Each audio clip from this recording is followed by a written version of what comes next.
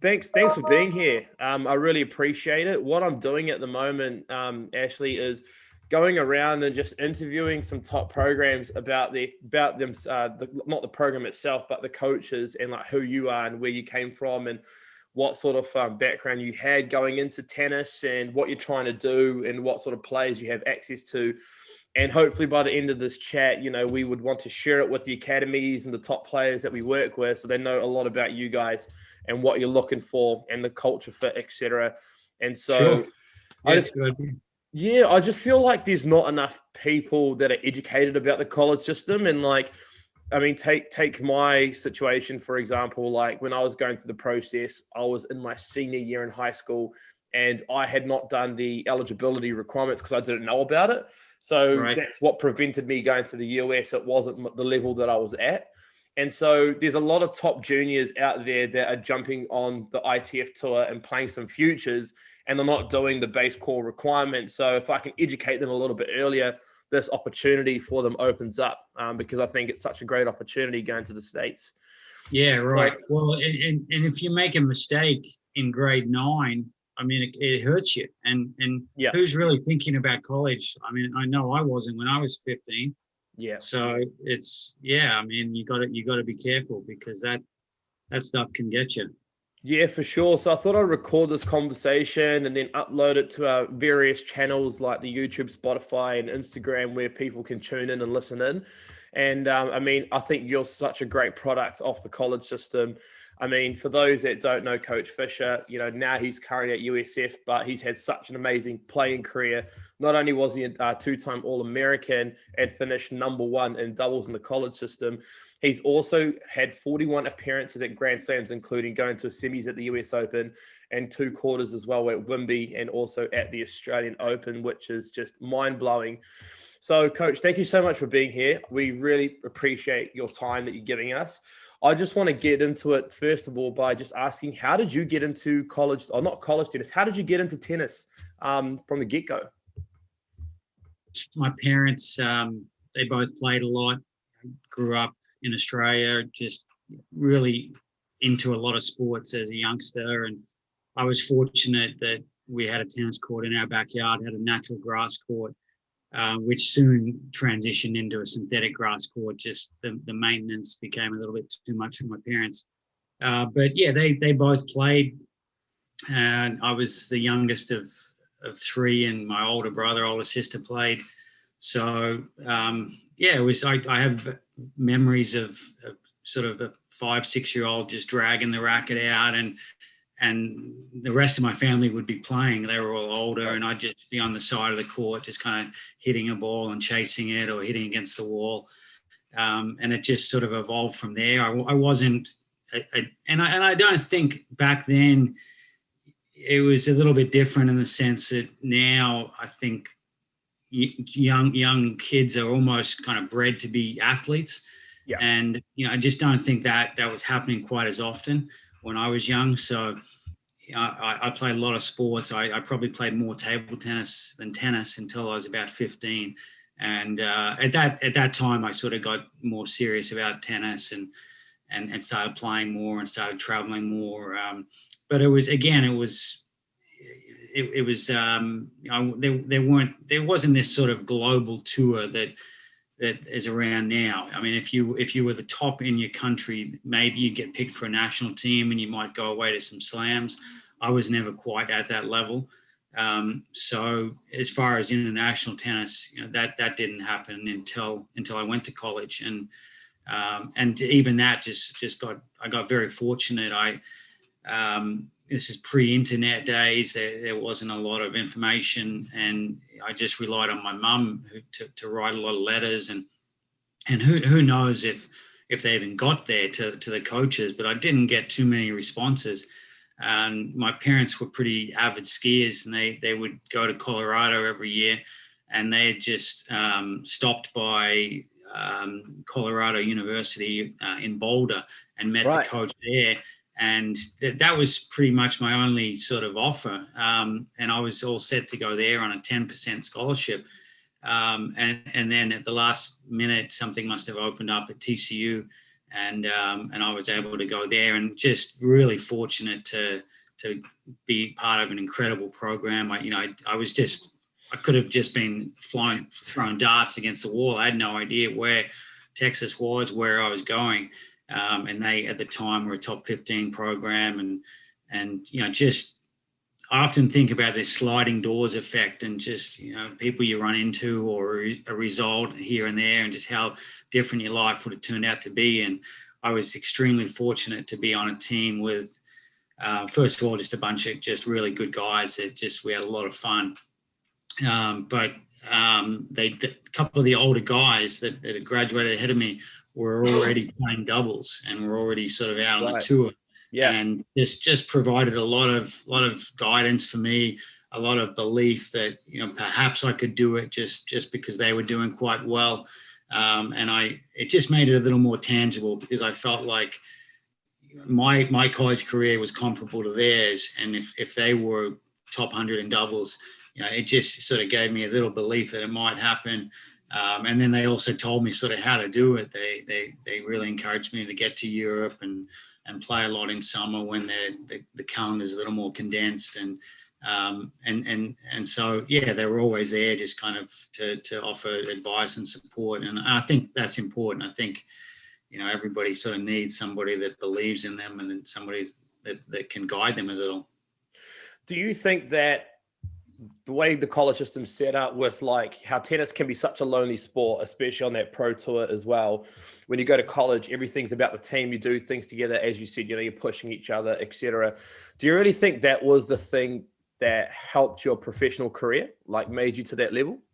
Yeah, I mean, I've often wondered about that, and I think just not having a lot of expectation helped me. I was very aware that I was spending my parents' money, and I was fortunate that they were affluent enough to be able to afford it. But I said to myself, at the end of each year, I'll sort of evaluate my ranking and just kind of see where I'm at. And, so all I was concerned about was just going up, just little tiny baby steps. And it was a lot of fun. It was an adventure traveling around the world. I was pretty brave with some of the countries. I was willing to kind of go anywhere. So I wasn't one of these guys that's, had my eye on the top. And so I always felt like I was getting momentum because my ranking was going up. That helped me. I found there was a lot of camaraderie. Back then we were playing satellites. So it was a lot of fun, because by the end of the 4 weeks, you've developed some pretty good bonds with your competitors, just from spending a month together. And it was amazing just how many close friends that I have now that I just met at an airport on the way to a tournament. You end up rooming together, maybe playing doubles together. Now with all the technology and how easy it is to be connected, it's hard to even fathom how we even survived. Because I remember sending faxes to friends and asking doubles partners, via fax, and it's like, you didn't want to play, and the guy's like, I never got it. But somehow we made it work, and it was just a lot of fun. I think that I've been listening to Ash Barty interviews the last couple of days and trying to learn from sort of her. It's such a great story, and I think that's one thing that they really did well, is they just prioritized having fun above everything else. And the minute it wasn't fun for her, she stepped away. So I think I made it about having fun. And it works against you a little bit as well, because I wasn't somebody that dreamt about getting to the top. I feel like I didn't give myself access to that either, for quite some time. It wasn't until a good friend of mine, Stephen Huss, he won Wimbledon in 2005, and it sort of came out of nowhere. And he was a guy that I'd played doubles with.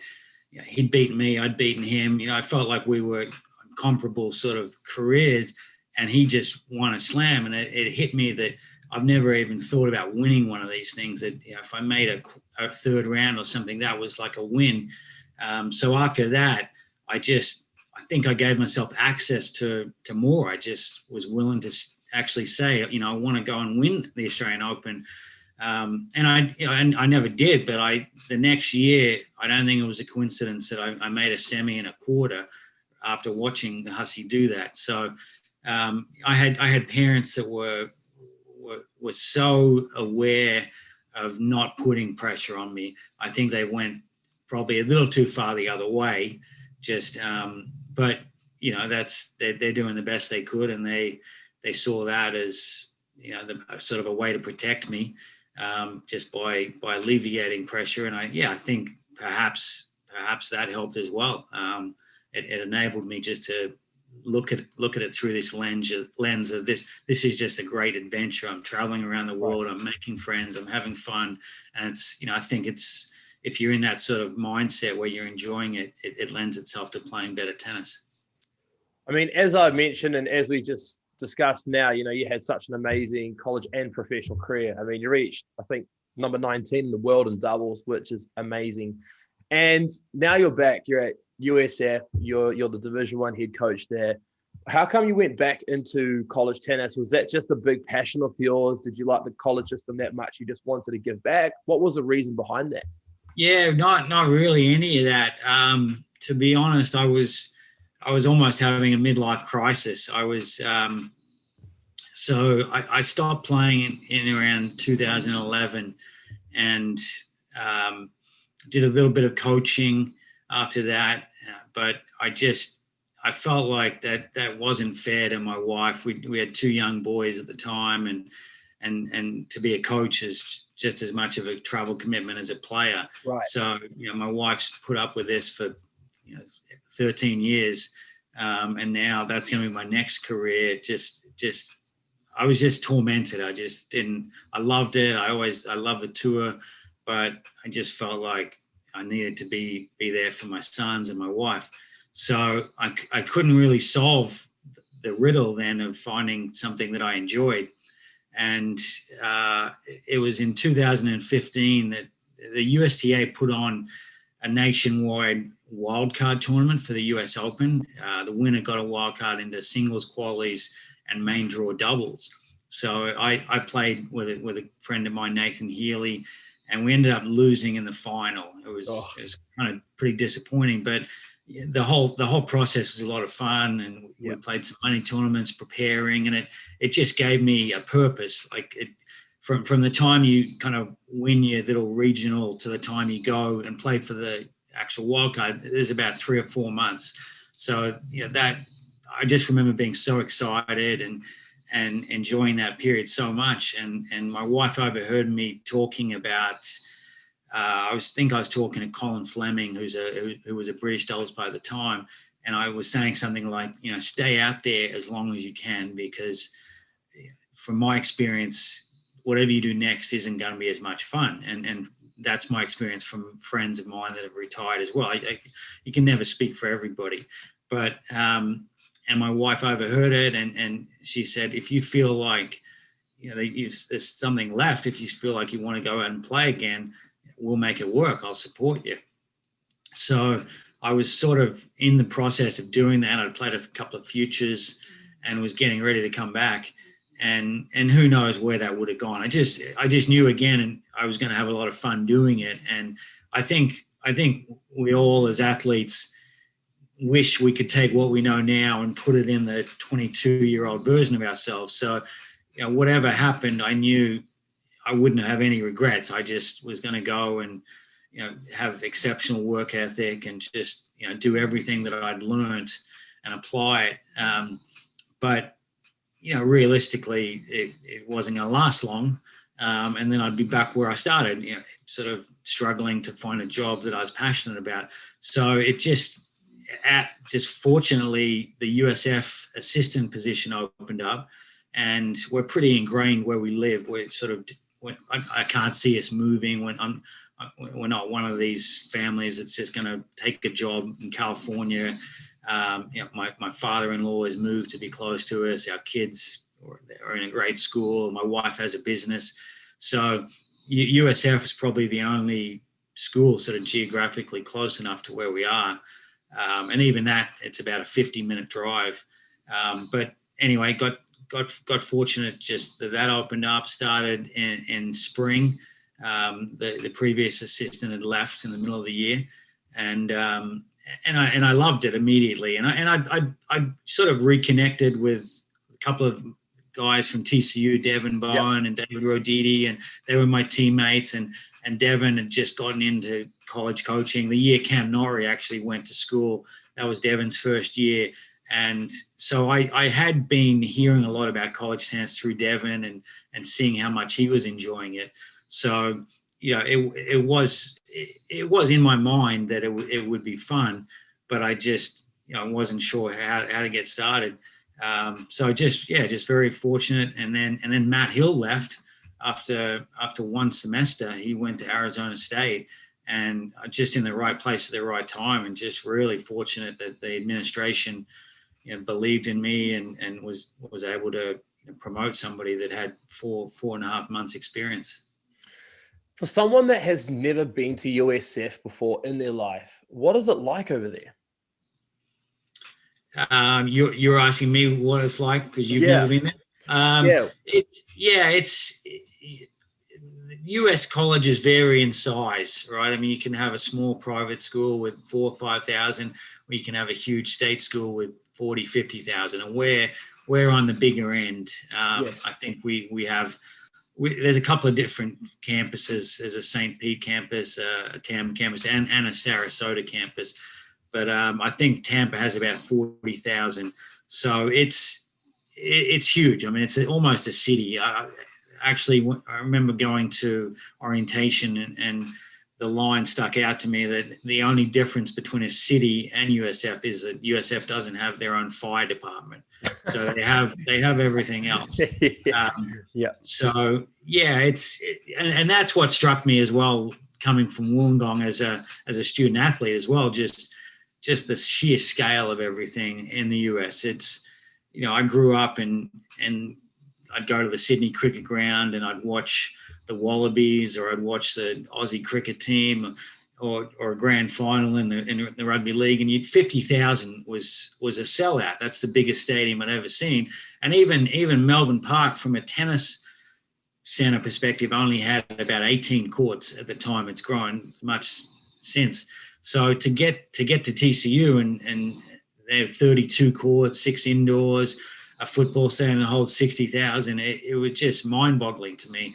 And that's, USF is pretty similar. It's huge. I mean, I tell recruits that it's like professional sports. I mean, you're coming here and everything is sort of, divided in terms of the labor. You'll have somebody for weights, you'll have somebody for fitness, you'll have a mental skills person, you'll have a dietitian, massage therapist, the resources that and this isn't USF, this is really any college. Many of them are like this. It's just, there's so much there for a young 18-year-old athlete to really just make the most of it in 4 years and really just, you can become as good as you want to be, really. So you've traveled around some of the most amazing sporting venues in the world. I mean, I just watched, the final at Wimbledon last night. You've played there. You've played at the US Open. You played at the Australian Open. In comparison to some of those like athletic facilities, like the gyms and the recovery rooms and stuff, is USF very much on par with that kind of thing? Like the what would you call it? The facility wise, like just how well they're put together? Actually, our tennis courts aren't quite as nice as many of the schools we compete against. We do have plans for a new facility. We're fundraising at the moment. I believe that will happen in the coming years. But right now it's not as nice as a Florida State, a Georgia.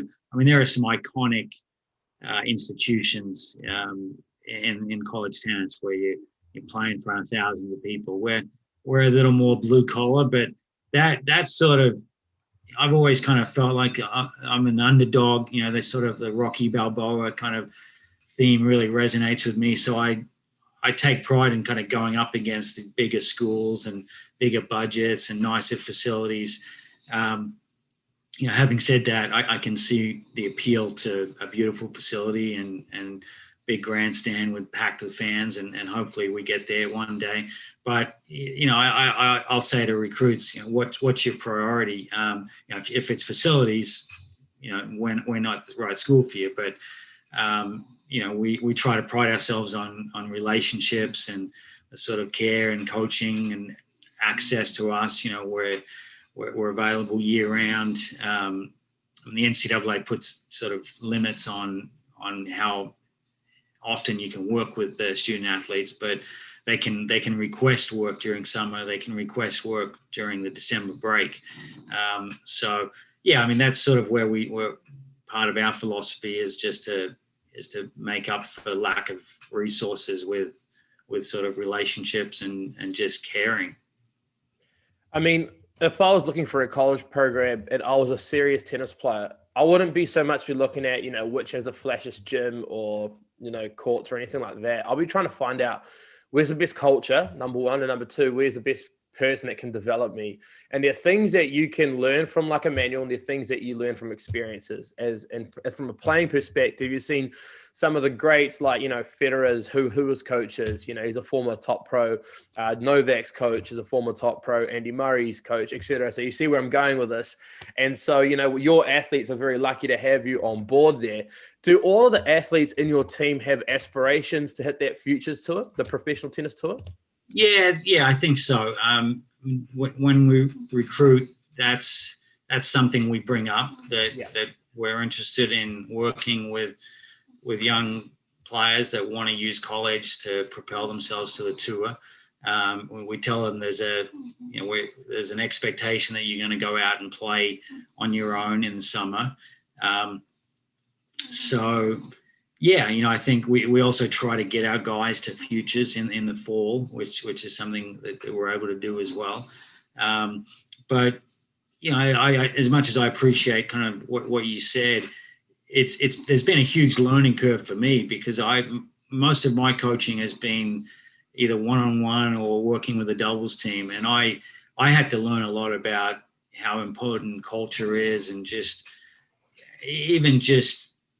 the sort of the headspace that a student athlete is in. I took a lot for granted in my first couple of years, and looking back, I underestimated how big of a move it is for an 18-year-old Frenchman, to fly to Florida and get away from his family, and how difficult it must be, adjusting to everything in English, and no surprise he didn't have a great year or a great couple of years. And I think I made some mistakes early on, and our second year we had a pretty rough go at it. But looking back, I'm glad that happened, because it did show me kind of how important the culture is, and just how important sort of the relationships are, and just checking in, having a lot of one-on-one conversations. And I mean, and there's still every season I learn new things, and I mean, everyone receives information differently, and I think it's on the coach to understand that, and for us to adapt to the student athletes rather than the other way around. Because at the end of the day, it's about getting the best out of them, and what gives you the best chance of doing that. What do they need to hear right now? Not what do I want to say. What words give them the best chance of having a good session, or turning this match around, or whatever it is. That's the unique part of college tennis, is you're actually there with the guys kind of when they're battling, and you can sit down and talk to them, and just getting them into kind of a good, aggressive, sort of free space is a huge challenge, but it's a huge piece of the puzzle. So just almost sort of giving them permission to lose, if you will. I mean, it sounds crazy, but I think the best athletes in the world are also the best at losing. Because they just understand that everything has sort of been front loaded. They've done the work. They're going to compete hard, and then they're just at peace with sort of whatever happens. I liked what Pliskova said. Whatever trophy I ended up with, this tournament was going to be a huge success. That is so true. I've never thought of it that way. That is so, so true. You are a big time program. You've had a lot of success, and you must get a lot of emails from athletes wanting to come there. When you're looking through the players, what are some red flags for you with the recruiting part? Yeah, I mean, that's a great question. I think red flags. I mean, I prefer to talk about what we're looking for. Let's go with that. Let's go with that. Yeah. I mean, we're looking for kids that work hard, that really put a premium on work ethic, on competing. Sort of a growth mindset, very curious. I think parenting is huge. What sort of relationship the parents have had, with their kids. What's the relationship like with winning and losing. I think you've got to be out there competing a lot, playing a lot of matches, taking a lot of losses. Not too many. I mean, I think the French sort of have a great system when they say, they want their juniors winning about 65% of the matches. Because I do think that you have to learn how to lose, and you've got to hopefully have the mindset that the losses give you valuable feedback. They show you where you need to get better. They show you where you're vulnerable. The sort of culture we're trying to get is one that's it's based on hard work. It's based on there's a lot of curiosity as well. We're willing to sort of try new things, which means mistakes will be made. You can't be afraid of making mistakes. And there's a camaraderie there. We want to enjoy our tennis. I tell the guys that if somebody was walking by, we want them to almost be drawn in, to stop, because they feel that something significant is happening. And then once they watch, it's almost like they want to just grab a racket and join us, because it's clear that there's a bunch of guys just having a lot of fun. They're exactly where they need to be, like in this world. So yeah, I mean, are we there yet? No, we're not. We've got some work to do. I think culture is always a fluid thing.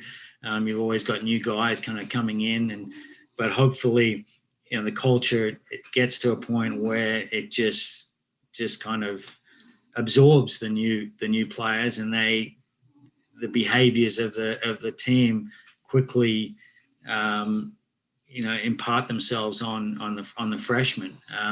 I tell guys that Trip Phillips is a former doubles partner of mine, and he's at UNC, and he tells me stories about how every year or every few years they have sort of like a walk-on guy who gets to 40 or 50 in the world. Sort of a great story, and it's because the guy is always doing extra work, and the freshman will sort of get taken by a junior, and the junior will say, hey, we're going to do some extra sessions, we're going to do some extra fitness, and then when that freshman becomes a junior, he's doing the same thing to the freshman, and it's just getting passed down.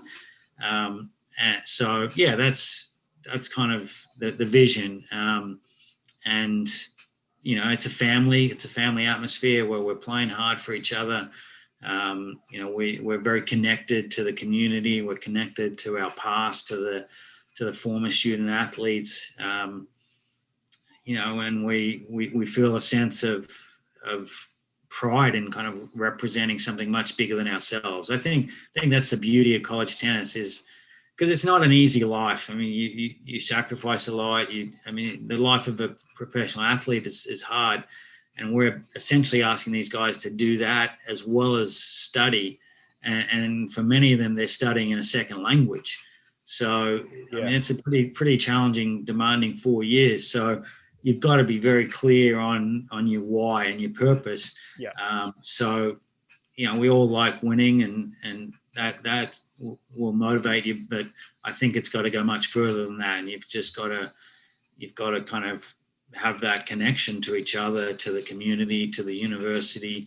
Gratitude is a central theme. It's so easy to get spoiled but we try to look at the other side of it, and that's something that we try to train. I try to, as often as I can, I'll tell the guys, hey, just list 3 things that you're grateful for today. And it could be just nice weather. Florida has nice weather. It could be you got some new Adidas gear, whatever it is. But try to have some awareness of every time you get sent away, or every day you're getting to practice because someone else is sort of funding this thing. These are state dollars, tax dollars that are going to, tennis doesn't create any revenue. So, we're getting paid as coaches. There's strength trainer. We're sending you guys on trips. We're giving you equipment. It's quite an expensive. I mean, any tennis player knows it's an expensive business. So, the least you can do is sort of have an awareness of that, and hopefully, that just makes you kind of push a little bit harder when things get tough. One thing I really like about the college system is that everything's there for you to succeed. You're setting yourself up for success. You just got to take that opportunity. And those that have done that, you see where they're at right now. I mean, look, Cameron Norrie, he went to TCU for 1 year, right? Did really, really great. But he got all the gear, but he had to step on the court and put in the work, and he did. And it's paid off. Riley Opelka. There's been some other great professionals, Mackenzie McDonald I think he went out of UCLA, and now he's like top 100 in the world. All these guys, like, you hear stories about them, and they say, college tennis taught them discipline. It taught them discipline. It wasn't about themselves. Whatever they did affected the whole team. So they understood that pretty quickly. And they said, there was less pressure, but, everyone was working really hard. One thing I do notice about athletes is that when they go to college and then they come out of the college system, the mentality on competing is so different compared to guys that have just went straight into the pro tour. Do you see that quite often? Like attitudes change? I'm sorry. Are you saying that if you played college tennis, you would compete better than if you haven't?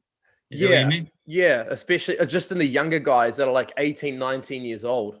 Yeah, I think college tennis teaches you to not let yourself off the hook. It's so easy when you're playing as a junior or a pro and you're playing 25 to 30 events a year just to pack it in.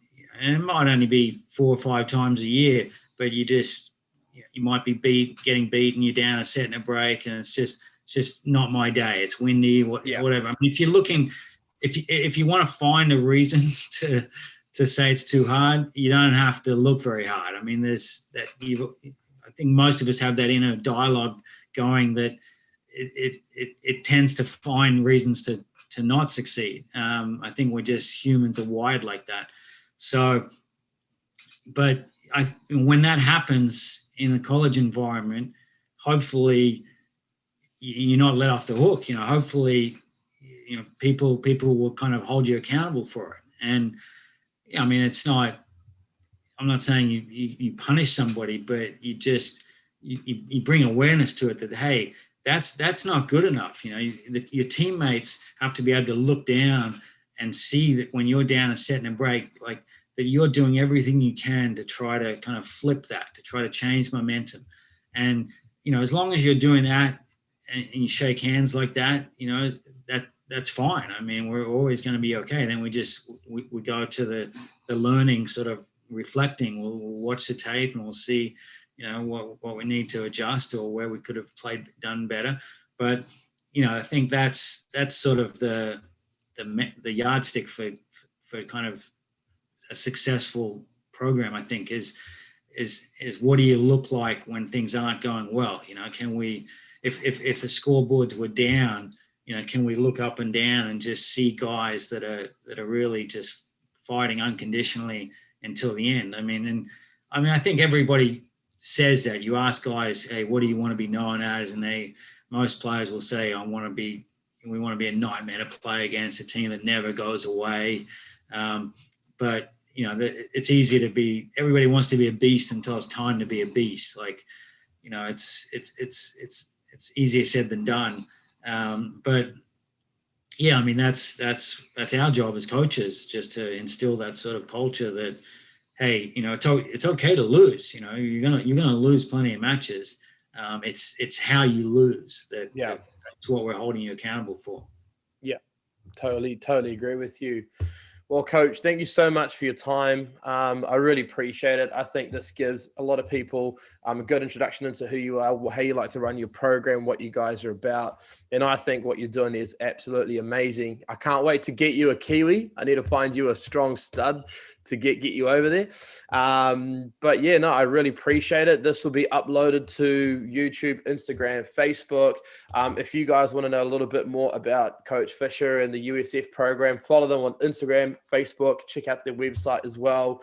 There's some great information online, and also go on YouTube, check out the campus. It's absolutely brilliant. As Coach said, it's a big school. It's massive. It's on the big end of the college system. So if you want to be in a big school and nice weather and compete hard and have the opportunity of potentially becoming a pro, there's you guys. Thank you so much for your time, Coach. Yeah, I appreciate it. Yeah, thank you for doing this. It's great that you're just educating young tennis players and giving them kind of some better tools to make. It's an important decision where you want to go and spend 4 years of your life. So thank you for what you're doing. I appreciate it. And yeah, we definitely need to get you to New Zealand to watch a rugby game or something. So we'll keep in touch about that. Okay, mate. All the best. Cheers. Thank you. You're welcome.